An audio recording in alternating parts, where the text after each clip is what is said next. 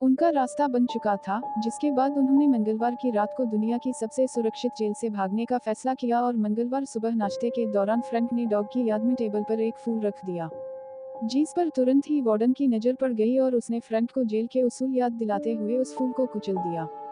Warden के इस बर्ताव से सबसे ज्यादा गुस्सा लिटमस को आया, पर जैसे ही वो वार्डन पर हमला करने के लिए आगे बढ़ा तो उसी वक्त अचानक उसे हार्ट अटैक आ गया और वो नीचे गिर पड़ा।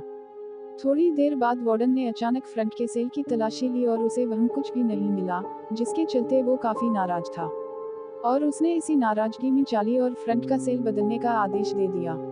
उधर वुल्फ भी सोलिटाई कन्फाइनमेंट से आज़ाद हो चुका था और अब वो दोबारा फ्रंट पर हमला करने के लिए पूरी तरह से तैयार था और जैसे ही वो हमला करने के लिए आगे बढ़ा तो इंग्लिश ने उसे बीच में पकड़ लिया।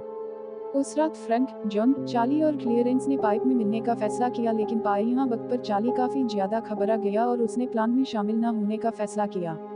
लेकिन बाकी तीनों बिल्कुल अपने प्लान के मुताबिक आगे बढ़ रहे थे और इधर चार्ली की आंखों के सामने से उसकी आज़ादी का सपना दूर होता जा रहा था। उधर उस दरवाजे को पार करते हुए फ्रैंक और बाकी लोग छत तक पहुंच गए थे, जहां उन्हें सर्चलाइट्स से बचना था। उधर चार्ली ने भी आखिरकार जेल से भागने का मन बना लिया, जिसके बाद वो पूरी रफ्तार से पैलिस से होता हुआ उस लोहे के दरवाजे तक पहुंचा।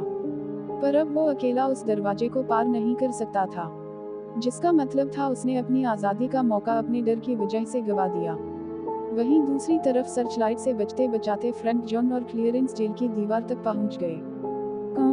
उन्होंने देखा कि कहीं आसपास कोई है तो नहीं और फिर वो चुपचाप दीवार को पार करके जेल से बाहर आ गए। अब वो तीनों कैदी एक रोड को पार करते हुए समुद्र के किनारे तक पहुंच गए थे। वो अच्छे से जानते थे कि किसको क्या करना है और तीनों शांति और तेजी से अपना काम कर रहे थे। उन्होंने अल्डेल्डे नाव के अंदर हवा भरनी शुरू कर दी। ऐसे मुंह से फुलाना बहुत मुश्किल काम था, लेकिन फिर भी अपनी जान बचाने के लिए उन तीनों ने ये कर दिखाया और अब वो लोग अल्कटास की सरहद से हमेशा हमेशा के लिए दूर जाने के लिए समुद्र में उतर गए। अगली सुबह जब गार्ड्स राउंड पर आए तो शुरुआत में तो उन्हें सब कुछ बिल्कुल नॉर्मल लगा, और फिर उन्होंने देखा कि फ्रैंक अब तक सो रहा था। उन्होंने जैसे ही फ्रैंक के मुंह से चद्दर हटाई तो उनके पैरों तले जमीन खिसक गई, क्योंकि आज उनके साथ कुछ ऐसा हुआ था जिसकी उन्होंने कभी कल्पना तक नहीं की थी।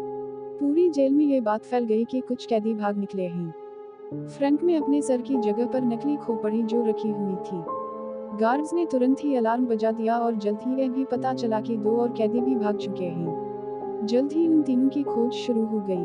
उन्हें ढूंढने में नाव के साथ साथ हेलीकॉप्टर तक का इस्तेमाल किया जा रहा था, लेकिन इसके बावजूद भी फ्रैंक, जॉन और क्लियरेंस का कोई सुराग नहीं मिला। और अब कुछ पुलिस वालों को लग रहा था कि शायद वो तीनों समुद्र में डूबकर मर गए होंगे, पर अंदर ही अंदर वार्डन जानता था कि वो बच निकले हैं।